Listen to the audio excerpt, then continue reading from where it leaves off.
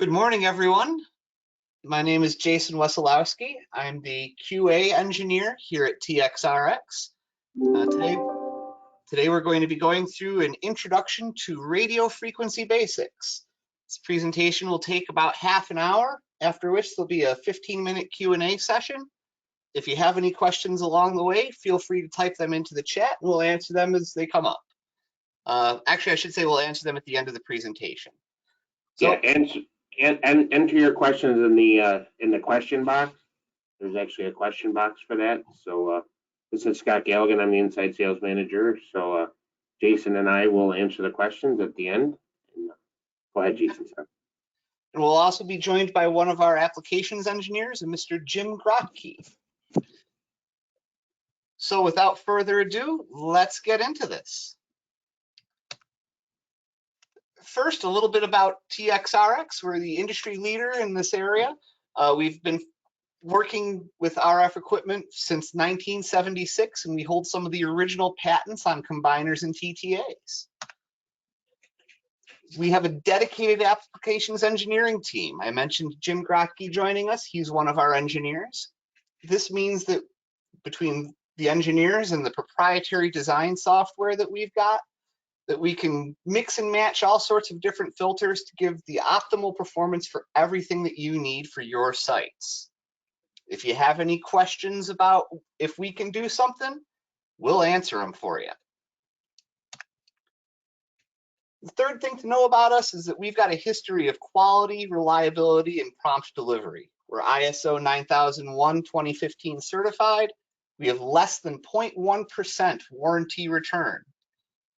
Typical lead time is about 4 to 5 weeks, 97% on-time shipment, and if we're late, we'll let you know. So enough about us. Let's start talking about some RF theory. In this presentation, we're going to go over some basic RF theory, RF wave theory, difference between dB and dBm, and some different modulation methods. We're also going to do an overview of the land mobile radio system with some diagrams, common terminology, and characteristic frequency bands. And finally, we'll end it with some typical test equipment and the applications for it. So, the first thing as far as wave theory is that all radio frequency energy travels as a wave. It's generated by electromagnetic fields. Anything within an electromagnetic field, such as a motor, power lines, generators, any of that can create RF energy. The RF signal can be absorbed or reflected by different materials. It can penetrate non-metallic materials, but it loses power. A good way to think of this is think about your cell phone when you're in a giant metal building. You got no signal in the middle of it. This is similar to how light works, just different frequencies, and of course different materials affect it differently. Since I mentioned frequencies, frequency is the number of waves passing a given point every second. And it's defined by a formula where the speed of light equals the frequency times the wavelength.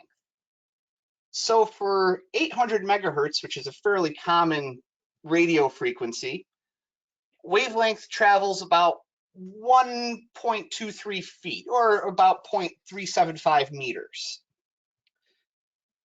In comparison, red light is about 700 nanometers, blue light's about 450 nanometers. They behave the same, but you can see there's a big difference in terms of the wavelength. Showing a diagram of this, think of it, you've got, in the first diagram, 2 waves over a 1 second period. In the second diagram, you have 4 waves over the same period. So the frequency of the first one is less than the frequency of the second one. So you'll hear a common term in radio work is dB and dBm. Let's talk about those for a minute. RF power is measured in watts.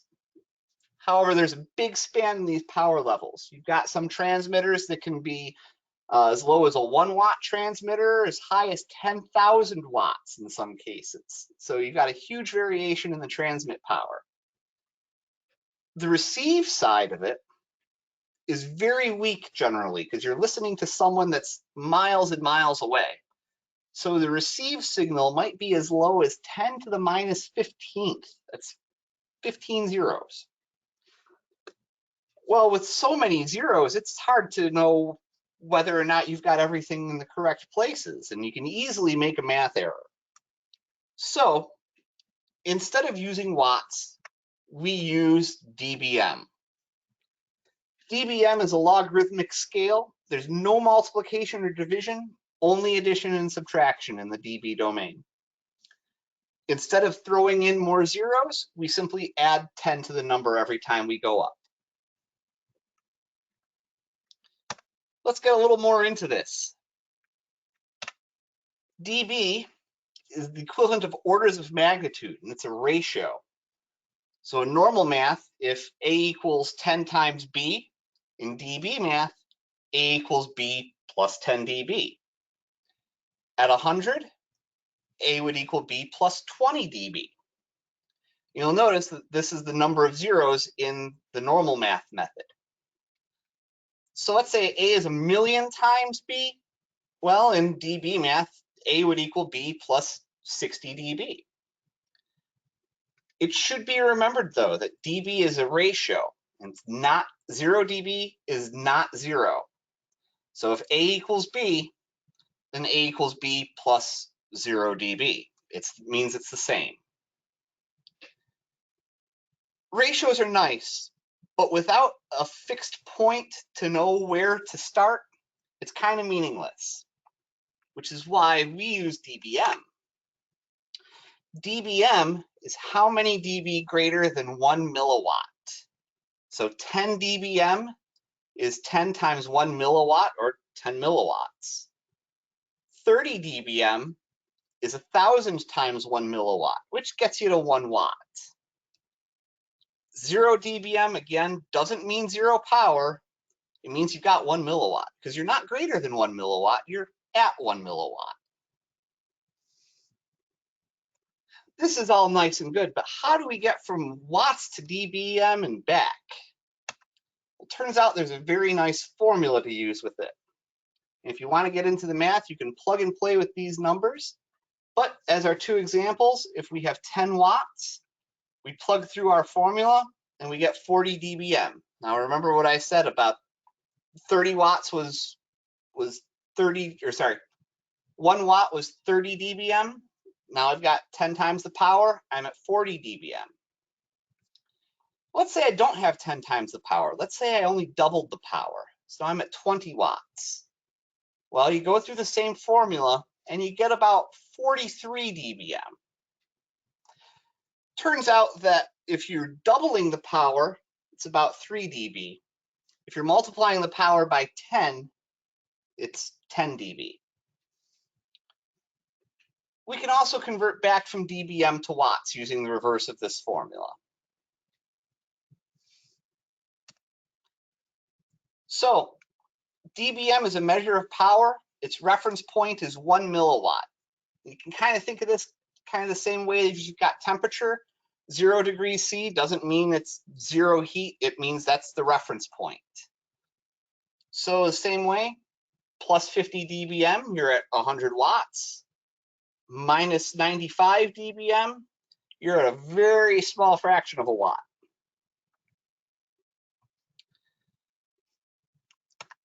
So how do we add power in this realm? Well, the first thing is we've got two signals coming together. We've got a plus 40 dBm signal on the left and a plus 40 dBm signal on the right. These are both about 10 watts of power. If we were to add this together as dBm, you would get 40 plus 40 is 80. And that would give you 100,000 watts. Clearly, that's not right. So what we do is we convert it back to watts. You have 10 watts plus 10 watts, it's 20 watts. If you remember, we did this math a few seconds ago, and that gets you 43 dBm. It is vitally important when you're adding power that you convert into watts and you don't try to do the math in dBm. So enough about dB and dBm. Let's talk about how we use RF waves. Well, we've got this thing called modulation. Modulation occurs when you've got three parameters of the signal that change. The first parameter is amplitude. Second parameter is frequency. The third parameter is phase. Now, you might remember some of these as AM and FM radio for amplitude and frequency. You don't usually see phase if you're a layman to this. There's also complex modulation, which is a combination of the amplitude, frequency, and phase modulations. Early example of this was actually Morse code. Morse code was an on-off signal, and it was 100% amplitude modulation. You were either transmitting or you weren't. But you could get a lot of information with just that little bit of variation on it. So amplitude modulation works by changing the amplitude or the power level of the signal. This is AM radio. If you've ever driven in your car with your AM stations on, though, you'll notice that anytime you go under any sort of power lines or near anything that might be generating, you get a lot of interference. Because of this, we tend not to use AM in land mobile radios, or at least not by itself. In this case, though, we've got a carrier signal, we've got a message signal. The combination of the carrier and the message creates this compound wave, and this is what signal is actually being transmitted by your equipment. The other one that everyone's familiar with is frequency modulation, or FM. This works by changing the frequency to carry the information. We ignore amplitude changes, and we have a better frequency range compared to AM. Now here, you can see that rather than changing the height of the peaks, we're changing the spacing of the peaks. Same idea, carrier signal, message signal, and the compound signal.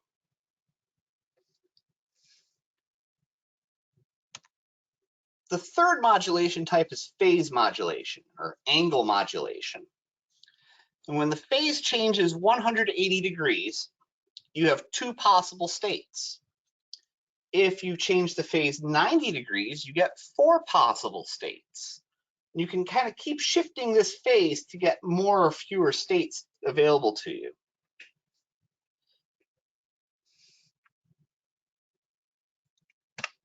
We also mentioned complex modulation. This is a combination of AM and FM. Complex modulation is what really uses the backbone of telecommunications equipment. We've got coded signals. We've got more information because we're combining three different modulation types. A good example of this is the P25 phase 2 systems. You can see from our diagrams here, with the phase modulation going on, we've got 8 different states. That gives us 16 points. And we can do it either as frequency, amplitude, changing the phase, or any of the above.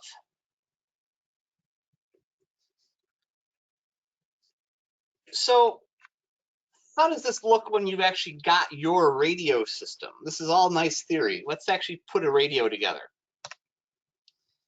But here's what your system looks like. Here's the hardware side of it.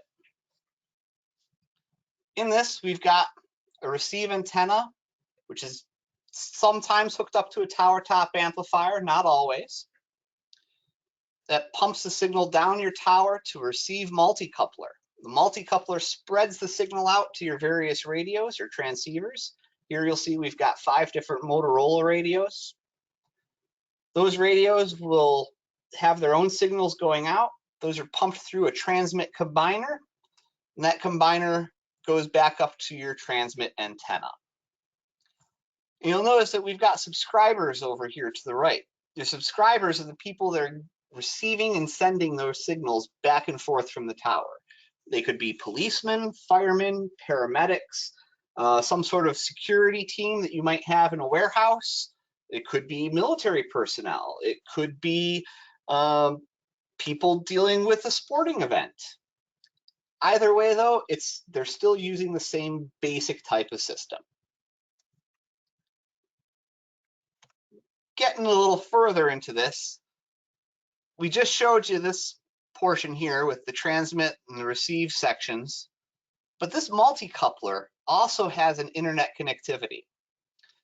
That lets you send emails to yourself, send cell phone messages, and it lets you do remote monitoring on your system.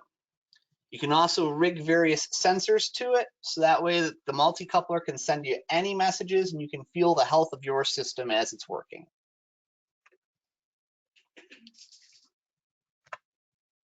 So what else do we need to know? We mentioned there's some common terminology. First one is uplink versus downlink. In uplink, the subscriber is talking to the base radio. In downlink, the base radio is talking to the subscriber.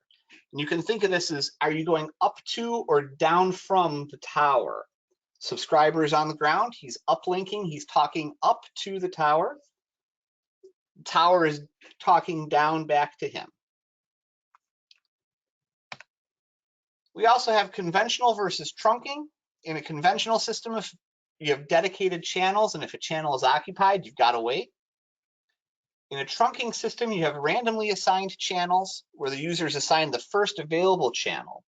Trunking systems, you can have more users talking at any given time, but the channels are not dedicated. There's advantages and disadvantages to both, which I'm sure somebody will ask a question on. Please do. The third thing is intermodulation. Intermodulation is what happens when you mix signals. Every time you get two or more signals that are colliding together, you create a new frequency that results from them. This is a big part of the land mobile radio system, and it's very important to reduce or minimize intermodulation as much as possible. And the reason is that if you've got two strong transmit signals that happen to combine and lay on top of one of those weak receive signals, you can easily swamp out the message that you're trying to listen for, and that's bad.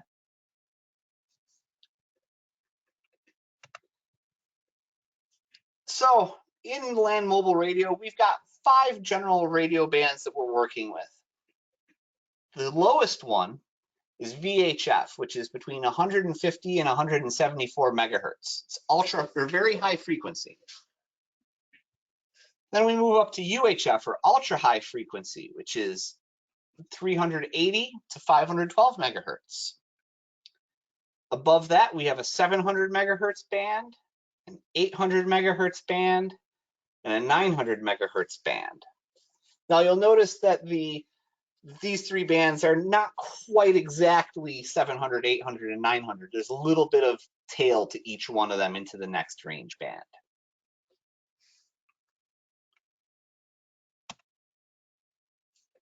So in the VHF spectrum, we have a terrible amount of disorganization.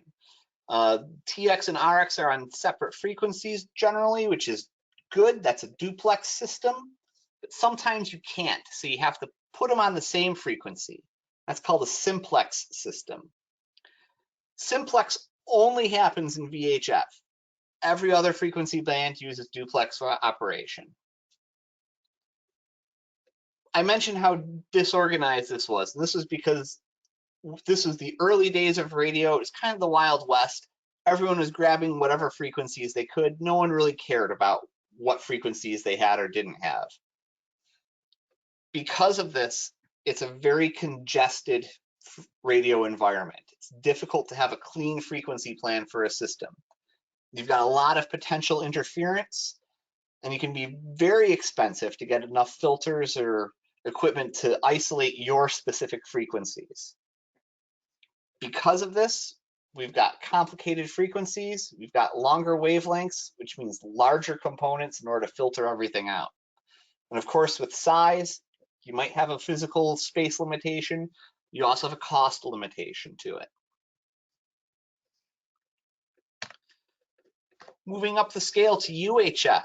now we start to see a little bit of organization that happens here. We've got downlink frequencies and uplink frequencies that are being separated.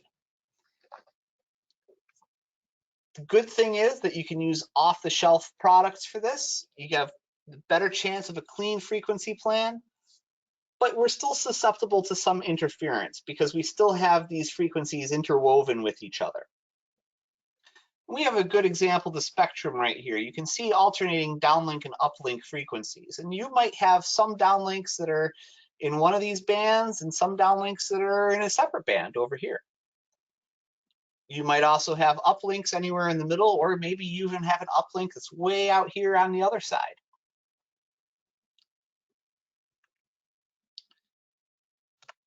Moving into the 700 megahertz, now we're really getting organized. We have dedicated downlink and uplink frequencies. We have narrowband and broadband applications, and we're usually using some standard off-the-shelf systems, which means that your costs are going to be better. We have efficient filtering. We've got shorter wavelengths. Because of that, we also have easing the limitations on antenna placement. But we also have some wrinkles going on here. In particular, it's these new LTE FirstNet and Band 14 broadband applications. These are relatively new, but because they are broadband, you have to have a guard band in between them and some of the standard narrowband frequencies. Let's move up the chain though. Now we're in the 800 megahertz spectrum. And you'll notice, we've got a dedicated receive set and a dedicated transmit set. These are well organized, low interference. You can see that these frequencies are separated quite well from each other. Again, we're using standard off-the-shelf systems. We've got good filtering. So here's an example. You can see the spectrum starting all the way down at 746. This is the 700 band. And here at 806 is where we start this 800 band. And above 824, then we get into the cellular mobile bands. We kind of drop back again. 851, we've got our transmit, to 869 is where our ending of the transmit bands are. And within that, we have different public safety, we've got expansions, we've got guard bands. Everything is nice and neatly organized within this range. But we went even higher, didn't we? We went all the way up to a 900 megahertz band. In the 900 megahertz band, again, we have some very strong organization. We've got dedicated receive and transmit frequencies.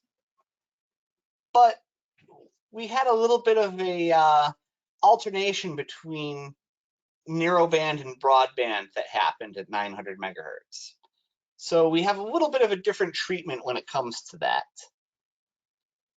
The FCC has realized this though, and they're trying to organize this 900 megahertz band into a whole series of narrowband and a whole series of broadband. Now we've thrown those terms around, narrowband and broadband. Let's talk a little bit about them. Traditional narrowband applications are alive and well. Narrowband is used everywhere. Broadband is starting to come into play. Why do you want broadband? Well, you carry more data. Narrowband is still just fine for a lot of land mobile radio stuff. We mentioned that we've got new broadband applications. LTE was one of them that I mentioned first. We've got the 700 megahertz band and the 900 megahertz band, which both use heavy broadband applications. And this means that we've got some potential challenges, because when broadband is right next to narrowband, you can swamp out the narrowband if you're not careful. We need guards, we need to control our power levels, we need to control our intermodulation. This is all done by way of filtering, some active controlling as well. Make sure that nothing really steps on anything. And this is where our applications engineers can help you, by making sure that none of your frequencies step on any of the other frequencies in the area. We also have some remote monitoring and controlling capability. I mentioned this earlier, that you can have sensors hooked up to your multi-coupler. This gives you some digital features. We can put digital with analog. That's some really good stuff for the future. It gives you the ability to expand. We also have embedded sensors, so you can see just how well your system is working, and you can tell what's going on from the comforts of your own living room if you want. These are hooked up with Ethernet or SNMP. They can deliver you remote messages, emails, text messages, however you want to receive them. So you're out in the field and you don't necessarily have a healthy system. Let's say that your system is actually rather unhealthy. Let's talk about how you're going to diagnose it. You've got some common test equipment to see what's going on. First, you've got a spectrum analyzer, which measures and displays your power versus frequency. You've got a network analyzer, which is a bit more advanced. In this case, you're doing some responses of an RF device, such as losses and isolation. It might tell you if you've got a part of your system that's got excessive loss in it and it's causing you to have an issue. But for all this, sometimes you need a known good signal. So you also have a signal generator. It creates a perfect RF signal for the purposes of testing. You know what's going out, so you should know what's coming back. You can have a power meter for measuring incoming signal powers. You have different types. You can have a peak power versus an average power, and you can have power meters that read different modulations of the signals. Lastly, you have a site analyzer, which can inject a signal, measure the reflection, detect faults in your cable or in any of your amplifiers. In general, gives you a good feeling of the health of your system. So we know what's going on here. How are we going to get some key factors? Key factors. First thing, know your system's frequencies. Know how your system's frequencies interact. If they interact in different ways, then you have to account for and filter them through your intermodulation.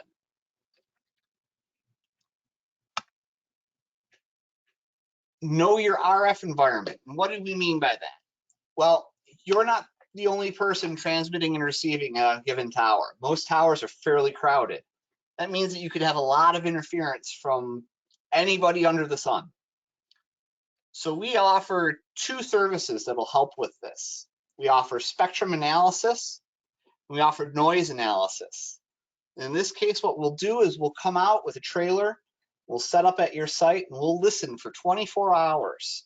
And we'll figure out what else is in the area and who else is transmitting and receiving.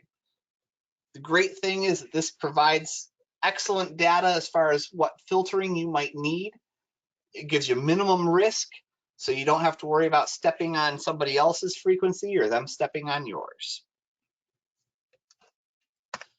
Of course, if you work with us, we'll define what you need for a given system. We're always going to be trying to balance your system specs, your size, and your cost. It's commonly thought of you can't have everything you want, but we'll get you pretty darn close. Something to help with this, though, is that we have a questionnaire that will help you get what you need for that. Now, I'm going to hop over to it for a second. Here. On this questionnaire, you'll notice some basic information: company name, point of contact, name of the project. Are you expanding an existing system? It's a good question to ask. You might have a radio already in operation. Just go down a little further, though, and this is the meat and potatoes of what we need to know, what your frequencies are. Along with that, we've got some antenna information. We've got rack information, what type of power supply your system has, and any sort of thing going on in your environment.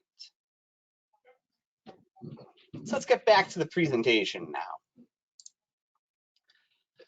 If you don't have all that wonderful technical info, what can you do? Well, you can make what's called a caveated design. which is that we will use our best practices, but we're going to have some assumptions in there. Once you get this design from us, you would need to validate it on site. You might even need to get it requoted. We just don't know enough. Of course, if you could give us this information up front, maybe with the help of one of the analysis services that we mentioned earlier, it gets us a more better feel for what you've got. Now, if you want to go into this a little bit deeper, we also have additional training available for transmit, for receive multi-coupling, for VHF and UHF specific system design considerations, and for the field services that we offer. Any of these will be available. Just ask and we can send you a link to them.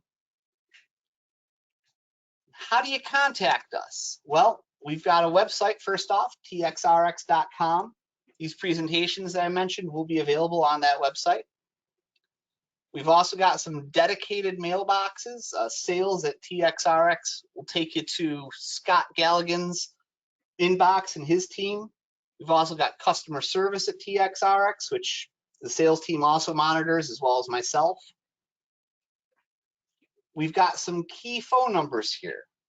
We've got Mike Ryan, who is our director of sales. Unfortunately, he wasn't able to join us on this call, but we've got his email and phone number. We've also got Scott Galligan. Finally, we've got myself. I'm Jay Wesolowski at txrx.com. Feel free to drop me a line at any time for questions you might have. I'll get you to the right person. And with that, we've reached the end of our presentation, and we'd like to thank you for your attendance. If you have any questions, we will open up the floor and see what we can do to answer them.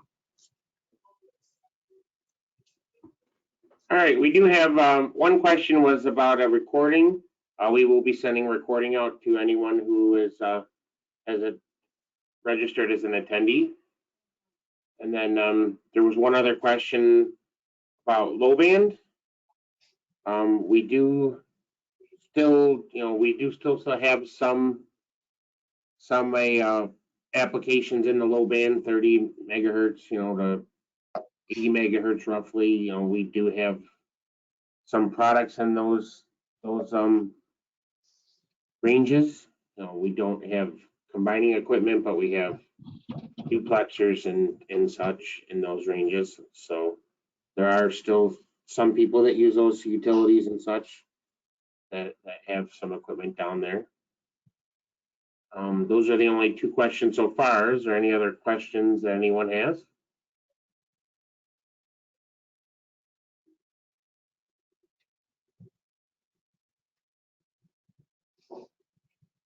Give it another minute or so just to see if there's any other questions that come in.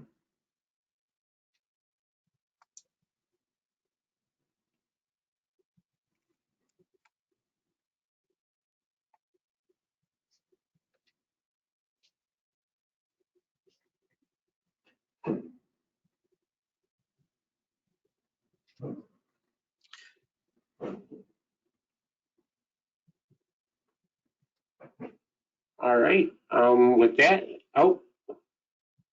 something else just, there's a question on other classes online.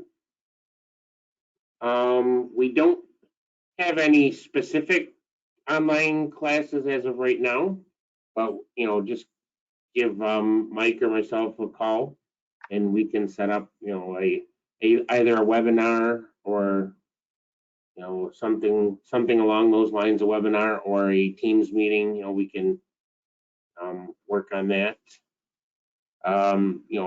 Unfortunately, we can't really do hands-on training with the equipment itself online. You lose the ability to work with the equipment directly, but depending on what the subject matter is, we can certainly do those classes online. It should also be considered that we have those other presentations as we mentioned. So if those might answer your questions, feel free to poke around and look those up, and maybe those will generate even more questions for you. We have YouTube videos, and we have a lot of information on our website as far as white papers and training classes and the previous webinars. So,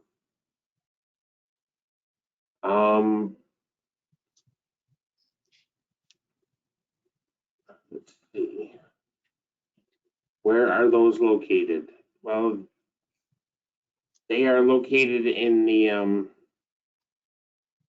trying to think of where exactly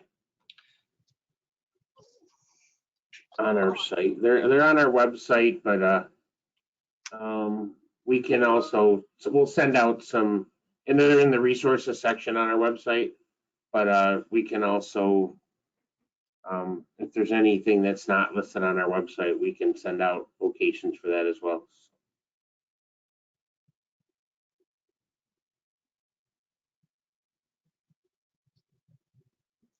All right. Okay. Like I said, most of any questions on existing existing training or existing information, just give the sales folks a call, and we can. If you don't see something on the website, I believe there's the links for the YouTube videos on there as well, but I will, if not, we'll send that out to everybody who's on the call today. So, all right, that looks like most of the questions are related to additional training information available. So, like I said, we will send that out. Anything that's not already on our website, we'll send that out to you. And I'd like to thank everybody for attending, and we will be having another webinar in another 6 weeks, so we'll send out information for that as well. Thank you very much for everyone, and have a great weekend. Thank you.